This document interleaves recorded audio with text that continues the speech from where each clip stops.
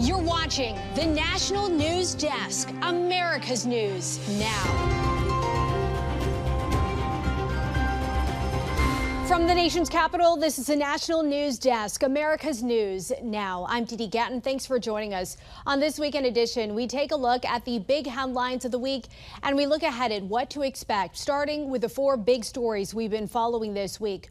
Hurricane Helene slams the southeast, the damage left behind by the powerful storm. Indictment details unsealed the alleged secret solicitations and freebie claims against the mayor of the largest city in the nation. Ceasefire deal denied. Israel ramps up attacks in Lebanon as the U.S. pushes for a pause in fighting. What's next for the war in the Middle East? And later, a critical safety alert surrounding certain Boeing planes. The serious malfunction linked to cold conditions.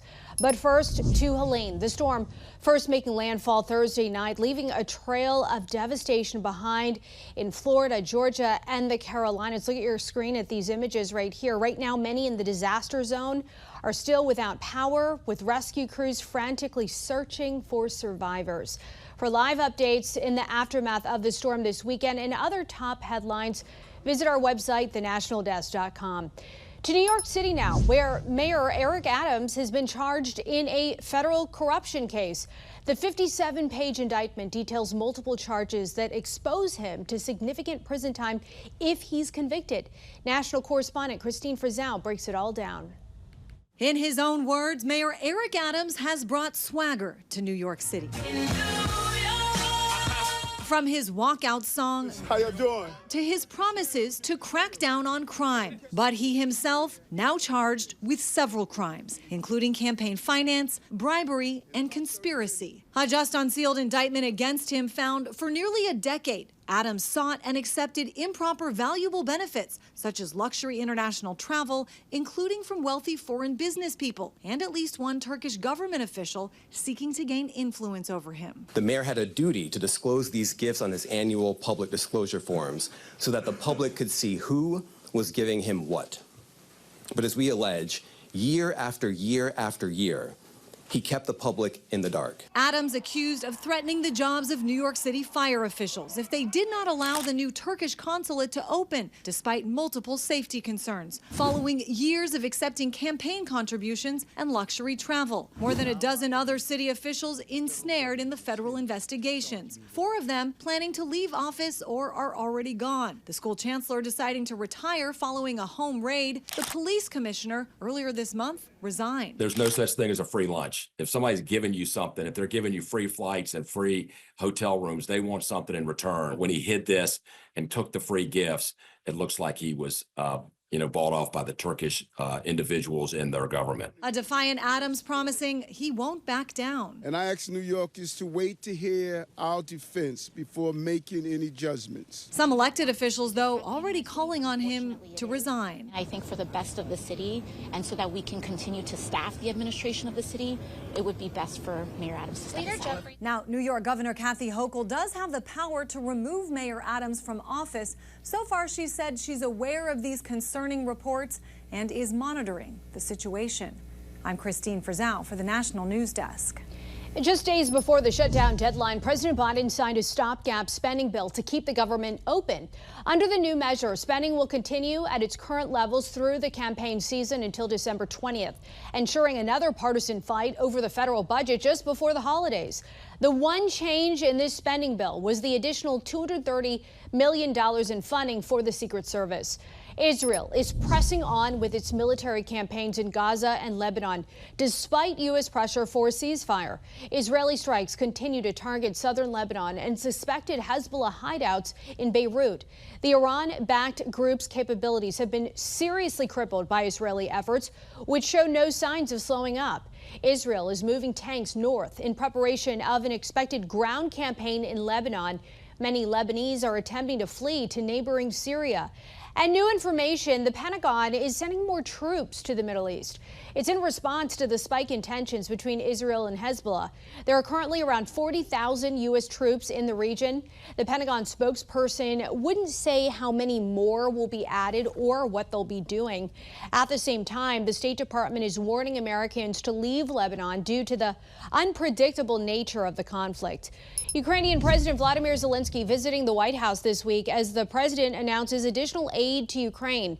With the U.S. election 6 weeks away, the future of U.S. support for the war-torn country is uncertain. Here's the National News Desk, Atra El-Nashar. 2.5 years into fighting Russia's invasion, Ukraine's leader expressing gratitude for America's help and pitching his plan for victory. Ukraine seeks permission from the U.S. to use long-range missiles against Russian bases launching attacks on eastern Ukraine. Now, President Biden isn't ready and may not ever grant that permission. Russian President Vladimir Putin just suggested Russia could use nuclear weapons against nations that participate in or support an attack on his country. We make it clear we stand with Ukraine now and in the future. Zelensky is well aware that there will be a new administration at noon on January 20th, either a President Harris, who's expected to keep up U.S. support, or a President Trump, who's boasted a relationship with Russian President Vladimir Putin. Of course, I would want that no matter who is elected, that Ukraine does not suffer.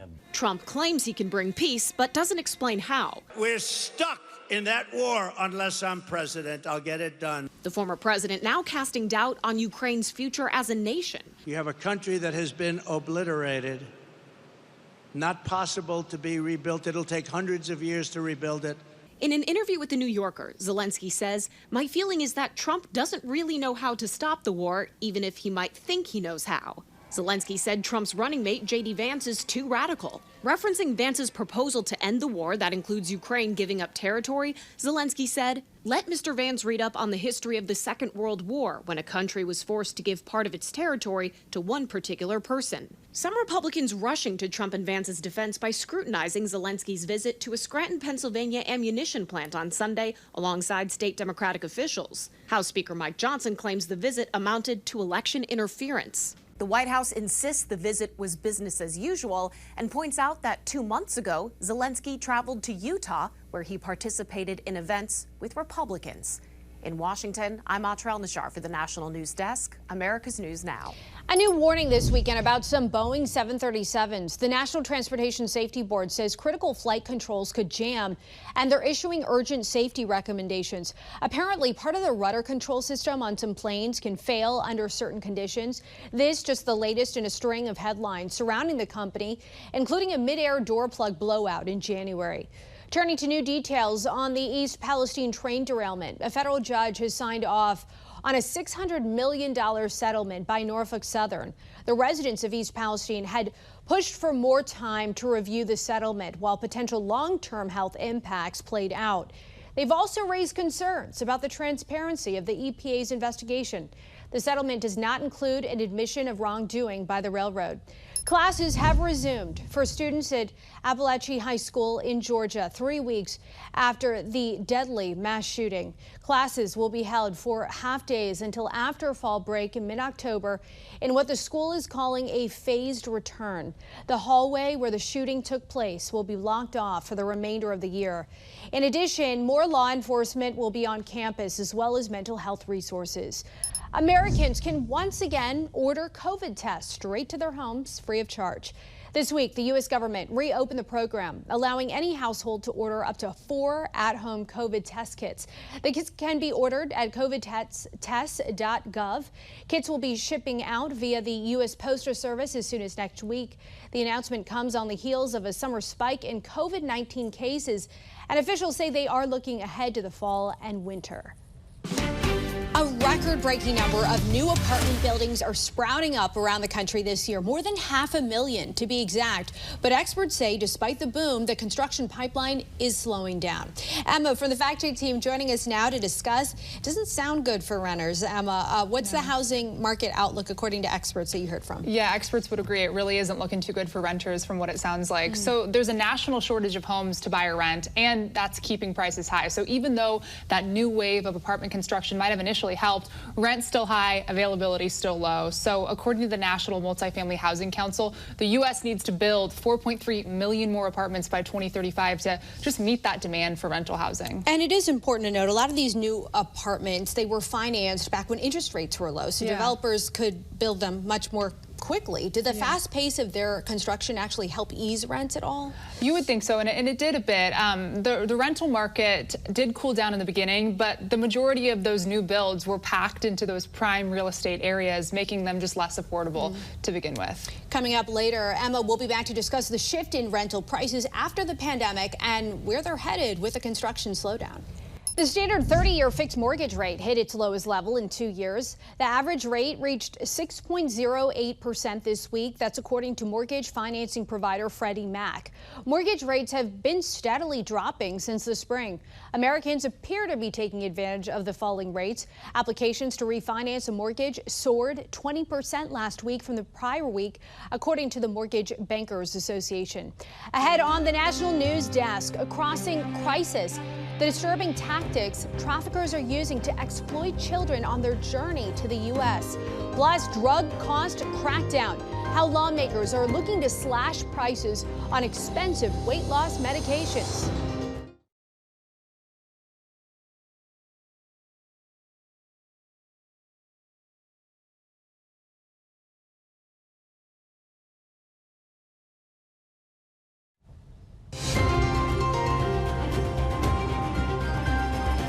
A U.S. Border Patrol chief is calling out a horrifying discovery. A drugged minor, along with human traffickers, in possession of multiple birth certificates. Joining Angelo Brown to discuss is former acting commissioner of Customs and Border Protection and visiting fellow at the Heritage Foundation, Mark Morgan.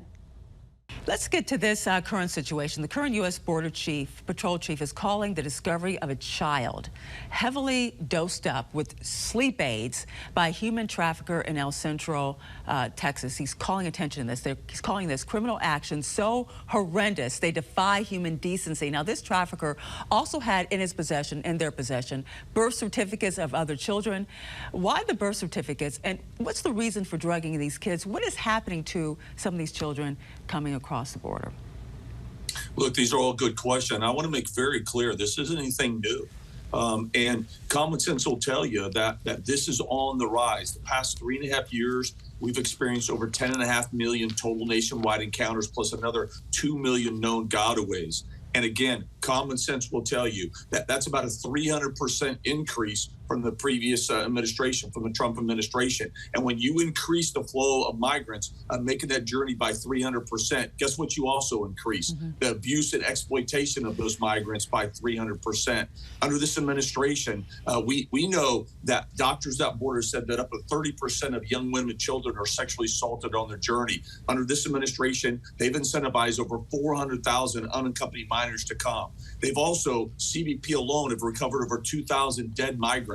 That doesn't include the dead migrants in Mexico, the Darien Gap. And in this instance, what was happening is he was drugging this minor to form a fake family because migrants and the smugglers know that that's the equivalent of an automatic passport in the United States. And also, what we've seen an increase is those that are trafficked after they've been released in the United States. And it's easy how we stop this. We stop incentivizing it, we secure the border, we enforce the law, and we end catch and release. Those are all things that we were implementing under the Trump administration that this administration ended on day one.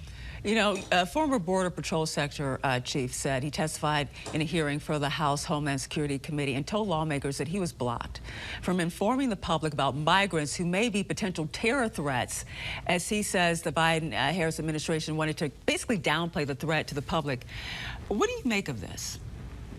It fits right into their narrative that they've been telling American people. Remember, from day one, we heard from the secretary of DHS, Secretary Mayorkas, from the White House press secretary to Vice President Harris and President Biden. What did we hear? month after month, year after year, that there wasn't a crisis. There was nothing to see here, that the borders were secure. Even though we could see the chaos and lawlessness unfolding with our own eyes, we are lied to by this administration over and over again. Former chief of the National Border Patrol, Rodney Scott, who was forced out just a few months after the Biden-Harris administration took over, has said multiple times in the past 3.5 years that from day one, the border security experts were kept out of the room, and that decisions, critical decisions, were now being made by political appointees. And look, to go along with our theme of our first question, when was the last time you heard this administration talk about the dead migrants they've recovered, or the number of those minors that have been thrust into a life of trafficking, or the number of migrants that we know are being victimized and abused and raped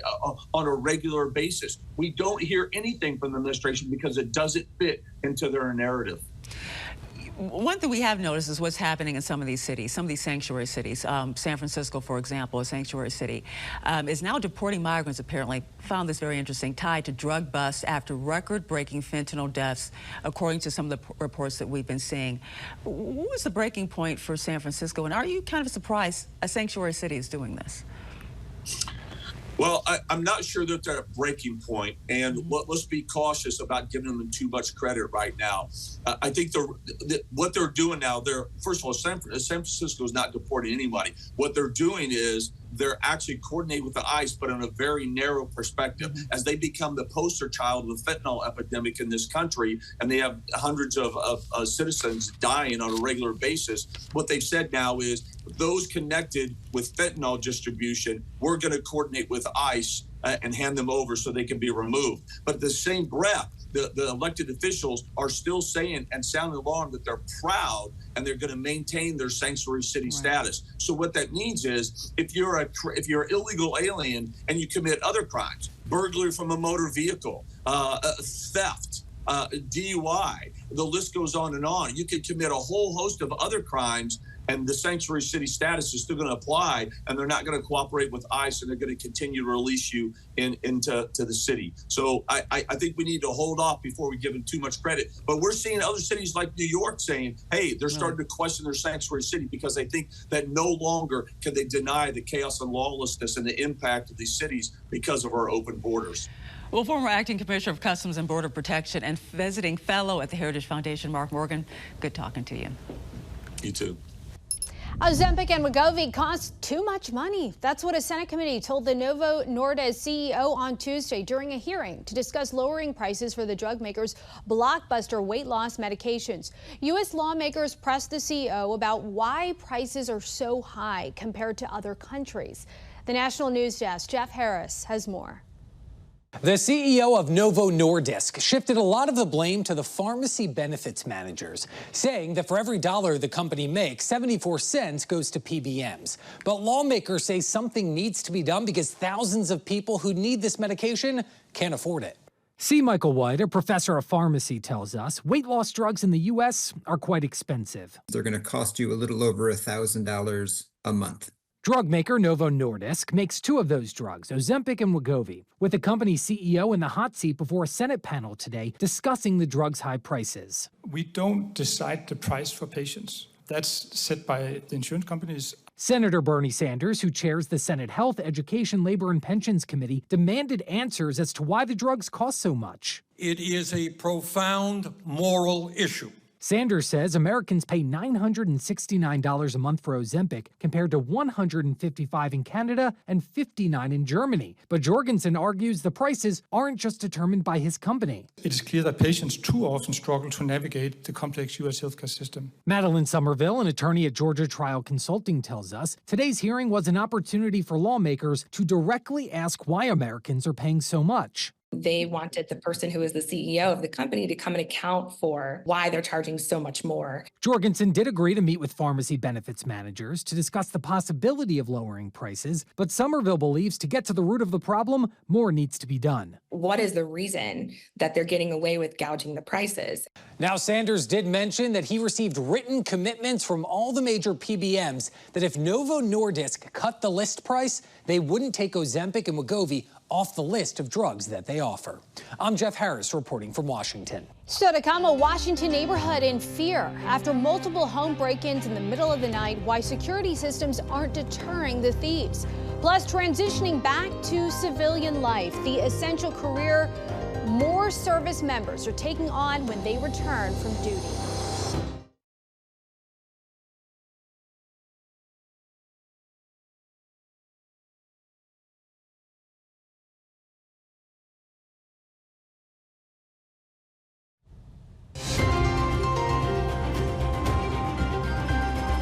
The National News Desk team of reporters is bringing you the headlines from coast to coast. We're taking the pulse of America, and we begin in Washington state, where homeowners have been going to sleep only to wake up and find that they've been robbed. Residents now fearful for their safety as the trend continues.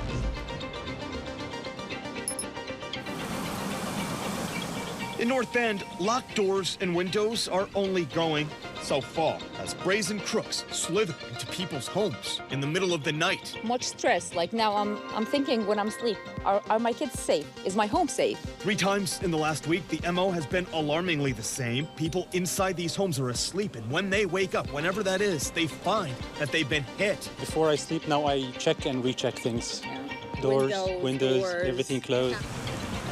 Police tell Como 2 things are especially worrying. Not only are these crimes happening when people are home, but these thieves seem unfazed by all the security videos that have captured them in action. Other than homes, 7 cars have also been hit. Police tell Como in several of those cases, thieves have snatched the victims' garage openers. I check the garage door maybe 5 or 6 times during the day, just to make sure that my kids are secure and we're safe. After more than 20 years in the U.S. Coast Guard, Billy Taylor is making the transition to another essential profession, long-haul truck driver. Taylor is part of a growing number of veterans who transition from the military to trucking. After trying out some other careers, he finally found what he was looking for. Driving larger vehicles, hauling heavy Coast Guard boats was something that I loved to do while I was in the service. So I thought trucking might be somewhere where I could find a home. Veterans now comprise 10% of the professional truck driving workforce, according to the group Transition Trucking. Taylor says he's proud to continue serving his country. Male thieves are targeting an apartment complex in Fresno, California. Using an apparent master key, we're told the thieves have been able to come and go as they please, clearing out the community mailboxes and locking them back up. The apartment complex is warning residents to remain vigilant. We put the pictures up out here in the plain view. We put some up in the laundry rooms and the office area also, and since then they're not coming by anymore. The U.S. Postal Inspectors is offering an award of up to $100,000 for anyone with information that leads to an arrest and conviction. Coming up, sitting on cash, how much in unused gift cards you could be missing out on.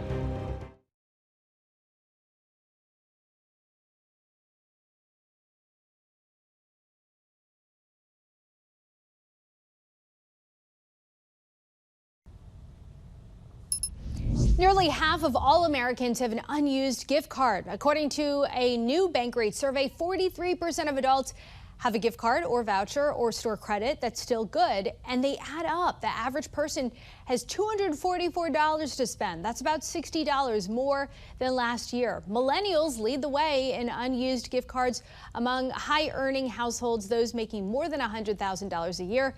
55% have unused funds totaling around $350. Get shopping this weekend.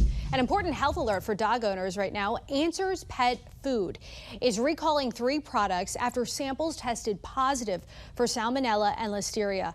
The recall includes 4-pound bags of the detailed beef and straight beef, as well as the straight chicken formulas, which were sold online and in stores. The company says to throw out the bags. So far, no illnesses have been confirmed. Looking ahead, it's the end of an era. The last full-size Kmart in the continental U.S. is scheduled to close next month. The store in Bridgehampton, New York is set to shut its doors October 20th, according to a store employee. Only a smaller format store in Miami will remain open within the U.S. The chain has a few stores left in the U.S. Virgin Islands and Guam.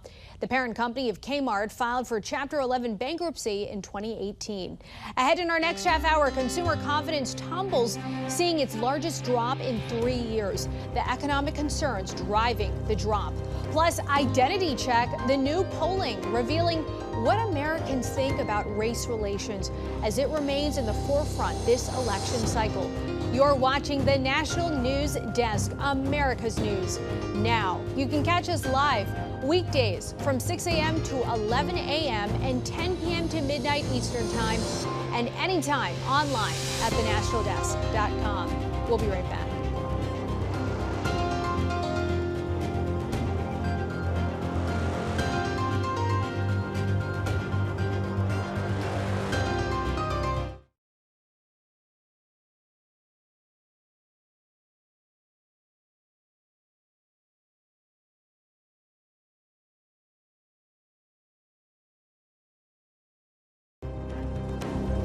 You're watching the National News Desk, America's News Now. We've been threatened very directly by Iran. Threats at home and from abroad. After 2 assassination attempts on U.S. soil, U.S. intelligence warning of a foreign plot against former President Trump. A key artery to the port of Baltimore should still be here right now. Maryland sues the owner of the ship behind the deadly Key Bridge collapse. Why the state says the vessel was unseaworthy. The benefits, the camaraderie, the friendships, the amount of work that we get done. Return to office reluctance. A growing number of workers are pushing to stay remote. Why one CEO says there could be a downside. From the nation's capital, this is the National News Desk, America's News Now. I'm Dee Gatton. Thanks for being here. And we pick back up today with the continued danger to former President Donald Trump. In a span of just 2 months, he has experienced 2 assassination attempts. And now the former president is learning threats on his life are also coming from overseas. Trump was briefed Tuesday by the Office of the Director of National Intelligence on real and specific threats from Iran to assassinate him, an effort to destabilize and sow chaos in the U.S. An ongoing threat by Iran against a number of senior officials, including former government officials like President Trump and some people who are currently serving the administration. You do any attacks on former presidents or candidates for president, your country gets blown to smithereens. Iran denies the allegation, saying it doesn't assassinate people. The alleged plot could be retaliatory as Trump ordered the strike that killed Iranian General Qasem Soleimani in the final days of his presidency. The congressional task force charged with investigating multiple assassination attempts against former President Donald Trump held its first public hearing this week. As national correspondent Matt Gelka tells us, Congress wants to know why there were so many gaps in protection between the Secret Service and local authorities. A 20-year-old with a week's notice figured it out and outsmarted and outmaneuvered the entire U.S. Secret Service, and that is a shame and it's a stain on their agency. The House task force probing the assassination attempts of Donald Trump heard from local law enforcement about the rally where the former president was nearly killed, while others were injured and one rally-goer lost his life. The hearing comes a day after a scathing Senate report highlighting multiple Secret Service failures. The House panel suggested that the blame fell mostly on the Secret Service and not the local agencies there in support. Do you feel that the Secret Service adequately prepared you and your men for July 13th? We were certainly prepared for the missions that they had given us.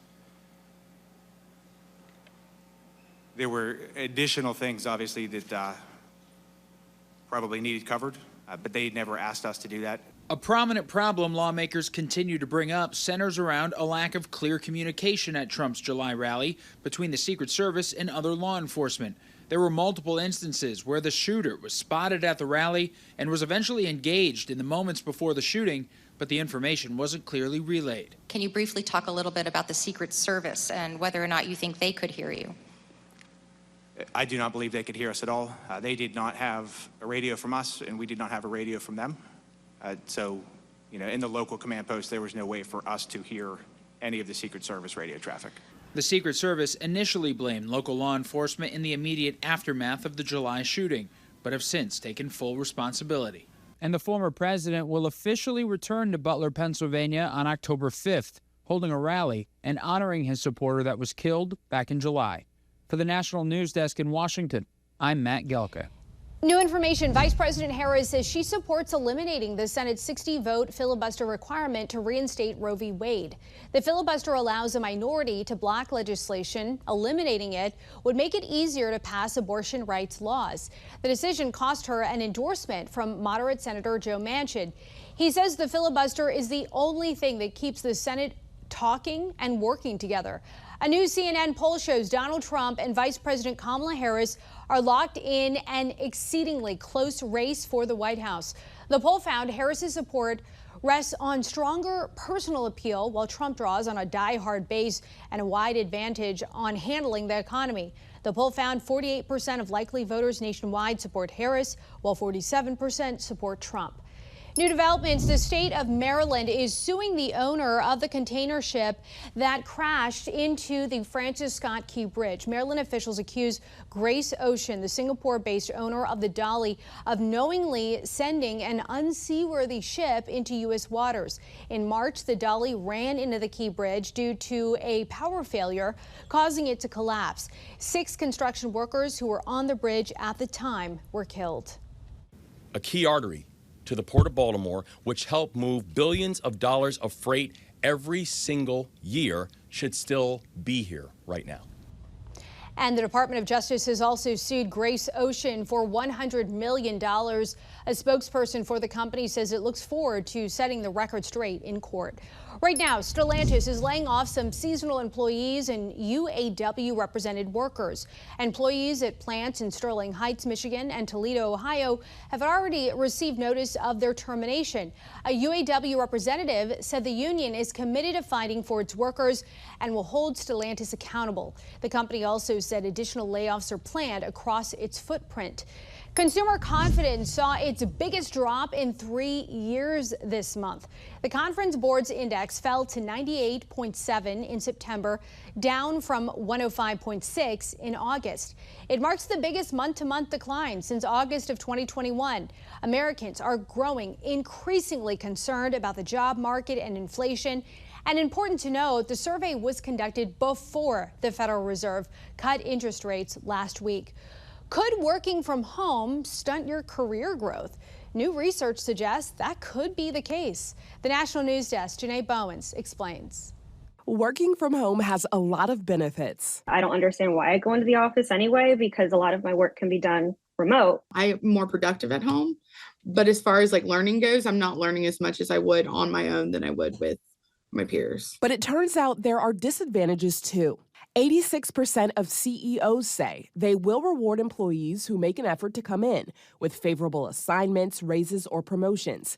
That's according to professional services network KPMG. It shows that an employee is more dedicated when they actually come into the office. And that means during normal business time. What we're seeing is people that are coffee badging, where they just come in a couple hours late, say hello to everybody, and then leave early. And that's obviously not a very productive employee. Maya Ratcliffe is the CEO and founder of the franchise entity Hawaii Fluid Art. She says having her employees in the studio or the office allows for easier access. I think that people that are considering going back into office need to think about the benefits, the camaraderie, the friendships, the amount of work that we get done, therefore not having to work late into the evening or weekends. If we can make our time in office absolutely as productive as possible, it actually gives us a better work-life balance. According to the American Staffing Association, 56% of adults believe employees who work exclusively in office have a competitive advantage over their fully remote counterparts regarding raises, bonuses, and promotions. I'm Janae Bowens reporting. Apartment construction in the U.S. has surpassed the building boom of the early 1970s, hitting record levels of development in 2024. But demand still remains high and construction is slowing down. Emma from the Fact Check team joining us now to break down how this is impacting prices for renters. Yeah, Emma? The data shows that they just keep going up. So according to Rent Cafe, the average rent for an apartment across the U.S. is around $1,700 a month, which is 19% higher than pre-pandemic levels. I mean, even just in the last month, asking rents increased 3.4% in August compared to the same time last year. Yeah, hikes in just a short amount of time. Which areas of the country have seen the biggest apartment boom in the last few years? New York City's got to be the top, right? Absolutely, yeah. Top of the list is New York. So New York completions for the third year in a row with nearly 33,000 new rentals. They then were followed by Dallas and then Austin. New York is also just the most expensive city to rent an apartment in the U.S. You'd need to be making at least $160,000 a year to really live comfortably there. All right, so that makes sense. Many watching what the Fed's rate decision could mean for you. What's next for renters? Yeah, experts say it's not looking too good. So if fewer apartments are built and people continue postponing home purchases due to high prices and those interest rates, landlords would then have more leverage to raise rents. So with less supply, more demand, rental prices could just get even higher. But we're just going to have to wait and see how those Fed's interest rate cuts impact the market. And hopefully we've got good news in the future. All right, Emma, thank you. Staying optimistic there. For more on this Fact Check team topic, including links to their sources, scan the QR code on your screen or visit thenationaldesk.com. Race is very much in the forefront of this election. Trump questioned the racial identity of Kamala Harris, and when Biden was still in the race, polling indicated Trump was gaining ground with black voters. Joining Angelo Brown to discuss is Scott Rasmussen, president of RMG Research, pollster, analyst, and host of the Scott Rasmussen Show. First, before we talk about the poll, why did you decide to look into this issue? Was the election or was it something else? Well, it's obviously an undercurrent in the election, but it's much more than that. I was reading a book by actually Martin Luther King's very last book, which was Where Do We Go From Here? And he cited some polling data from 1966 that was pretty horrifying. In that poll, 88% of white parents said that they would be troubled if their child dated a black person. 80% said they'd be offended if a friend or family member married a black person. So we asked those same questions. And, you know, the good news is the numbers are much better today than they were. Only 16% say they would be troubled by having their child date somebody from another race. And you're right. When I was going through the numbers, they have shown a lot of progress. And of course, you conducted this poll for Neapolitan News Service survey. Let's go through some of these numbers, in fact, right here. Now, when it comes to just how people ranked race relations, 67% ranked race relations in America as either fair, good, or excellent. You can actually see the exact numbers right here on your screen. 72%, adding another question, said race relations were either much better or somewhat better than in the 1960s. And you can also see the breakdown right here as well. Do you think when you look at these surveys, this is the perception of how people perceive race relations in America. Do you think that's also reflected in what we're seeing in real life? In real life, yes. In the political world, not so much. You know, I look at the numbers you just showed as being okay, not great. 29% say race relations today are good or excellent. 30% say poor. Right. When we ask about have things gotten better, you know, the numbers I cited at the top of the interview say, yeah, we've made some progress, but there is still a long way to go. One of the questions that always comes up around when you talk about Dr. King and the civil rights movement is his dream of people being judged by the content of their character rather than the color of their skin. And we asked people, you know, where are we in that dynamic these days? And 16% of voters said, oh, we're already there. There are no more problems. 19% said we'll never get there. But most were in between, saying we're not there yet, but we still, you know, we're making progress. And I think that fits exactly where King was in his book by saying you can't ignore the progress that's been made, but you also can't ignore the fact that we do not have full equality in America today. Wasn't it something like, I'm trying to remember back for that question, didn't something like 27% of people said they didn't think that we get there in our lifetime with being judged by the content of their character? That's correct. 23% said we would get there in their lifetime, 27% said not. You know, when you ask a question like that, you got to remember, People who are in their 60s or 70s are going to have a different perspective on that than somebody who's in their 20s, because you just have a much longer timeline when you're younger for that to happen.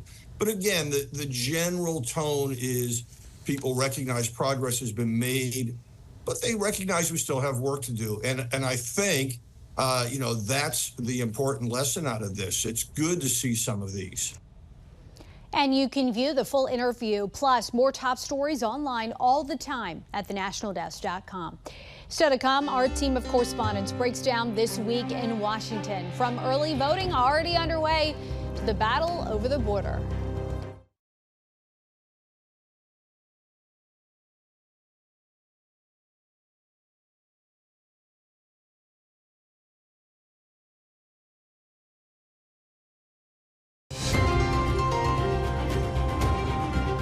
Welcome back. Our Washington Bureau covers the nation's capital every day, and our team of correspondents reports on the important issues facing the country and how they impact you.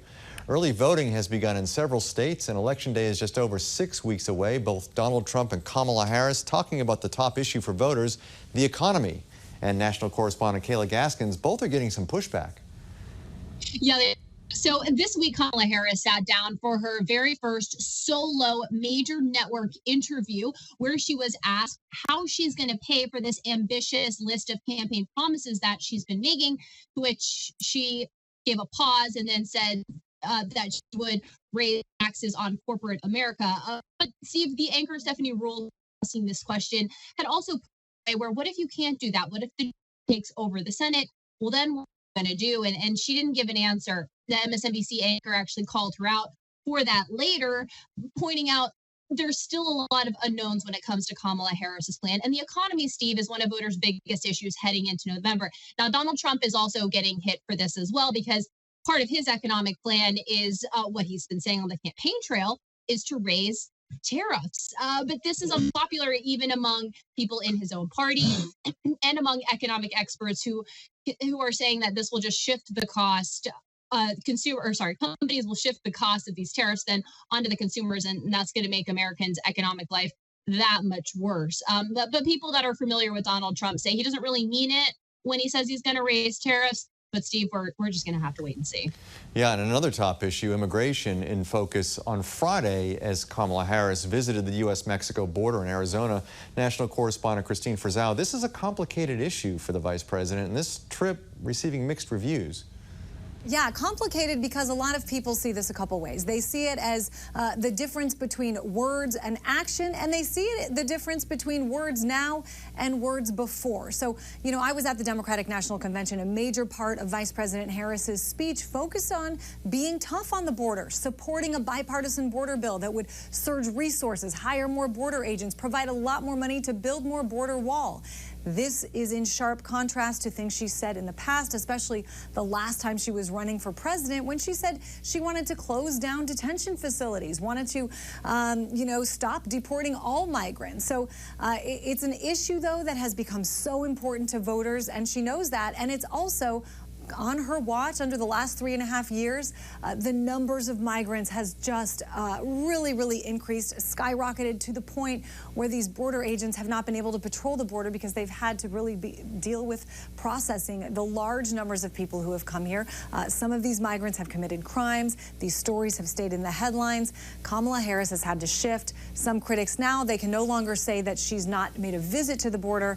Now they're saying this is just a photo op that will not necessarily lead to any meaningful change now or if she becomes president. And the border and the economy, two issues that'll come up on Tuesday night's vice presidential debate between the Republican nominee, J.D. Vance, and Democratic vice presidential nominee, Tim Walz. Meanwhile, this past week, there were several developments regarding Donald Trump's security and his 2 assassination attempts. National correspondent Matt Galka, give us an update. Yeah, I think the main takeaway, that the word of the week is failures at almost every level, from the Secret Service This week featured a bipartisan Senate report that just outlined multiple points where, had the Secret Service perhaps done a few things differently, then Donald Trump's July rally in Butler, Pennsylvania, where he almost got killed and one of his rally goers did get killed, that might have turned out a little differently. They found that the area wasn't properly scouted. The communication between the Secret Service, not only among themselves, but also with law enforcement, was nothing short of abysmal. And the information that needed to get to the Secret Service agents on the ground never got to them. Case in point, the shooter that day was identified multiple times, but agents on the ground never got that info.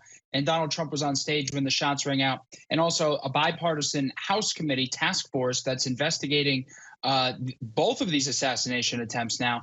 They had a hearing this week where they heard from local law enforcement. The Secret Service had originally pinned some of the blame on local law enforcement. They have since taken responsibility.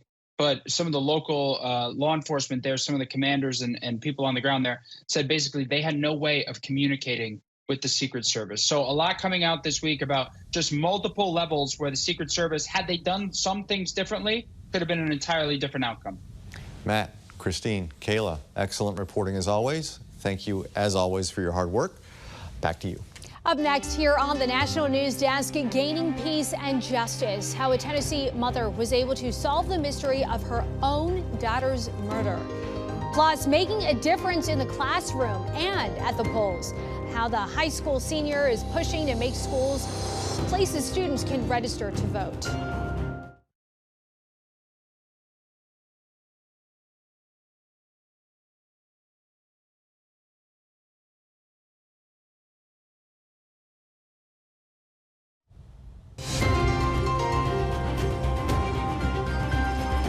The National News Desk team of reporters is bringing you the headlines from coast to coast. We're taking the pulse of America, and we begin in Tennessee, where one mother's determination to find her daughter's murderer finally brought her peace. April Holtz, a young mother and wife of Donovan, was found almost lifeless in this apartment complex on Cane Ridge Parkway with a plastic bag taped tightly around her neck. She later died at Southern Hills Hospital. Nothing could bring her daughter back, but Dickerson could bring her daughter justice. I knew that she requested a divorce 2 weeks prior, and then she was dead 2 weeks later. Dickerson spent months doing her own investigation after she says police refused to believe her. This is the first autopsy stating that she had put the bag over her head and that it was suicide. The key piece of evidence is this. Only Donovan Holt's fingerprints were found on the bag and tape. That is when I confronted him and he confessed to me. And so that is when I went to the police. Metro detectives questioned the husband and got a confession. A Virginia high school senior, frustrated with his peers' lack of involvement in registering to vote, did something about it. Samad Karashi's solution, he introduced the High School Voter Empowerment Act to Congress, which designates high schools as voter registration agencies. In the upcoming election, we're going to make up a significant majority of the electorate. So we do have a significant role to play in the political process, but it's up to us to get out there and get registered to vote. Karashi's hard work has already earned him a national scholarship. He says he hopes to continue down the path of politics and legislation in the future. A Massachusetts town got quite the shock last weekend when a herd of bulls was seen roaming a residential neighborhood. 8 bulls escaped from a rodeo in town, prompting a citywide effort. Look at all these people, from first responders and civilians, all to get them back. From the corner of my eye, I thought we saw like a horse. And then we went outside, we saw 6 bulls just coming down the road, and we were like in panic, trying to tell my neighbor over there because he was outside chopping wood. And the search for the bulls lasted nearly 4 hours before crews caught up to the pack.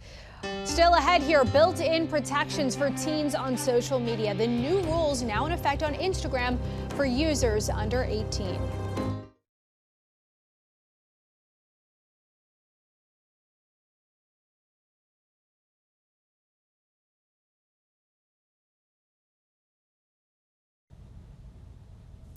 Instagram is making some big changes aimed at protecting young users on its platform. The social media platform's new teen account settings for users under 18 took effect this week. Accounts will automatically be set to private and include restricted messaging, user interactions, content, and screen time, with notifications muted between 10 p.m. and 7 a.m. Disney Plus is officially cracking down on password and account sharing. This week, the company rolled out its paid sharing program, which allows one extra member per account. The extra cost is $16.99 for basic account holders and $9.99 for premium accounts. If you're wondering how Disney will know if you're sharing, the company says it will monitor subscription activity, linked devices, and internet connection. 3 popular universities held on to their spots in U.S. News' Best College Rankings for 2025. Princeton stayed #1, followed by MIT and Harvard. Stanford tied for 3rd last year with MIT, but dropped to 4th. Yale holds the 5th spot. The rankings have faced criticism over the years based on the formula they use to rank colleges. Many schools pay licensing fees to promote their rank. And that'll be all for us on the weekend edition of the National News Desk, America's News Now. Don't forget, you can catch us live from 6 a.m. to 11 a.m. and 10 p.m. to midnight Eastern Time. Check your local listings. You can also watch us online and catch up with the latest headlines on the nationaldesk.com. Thanks for watching the weekend edition of the National News Desk. I'm Didi Gatton, and from all of us here, have a great week.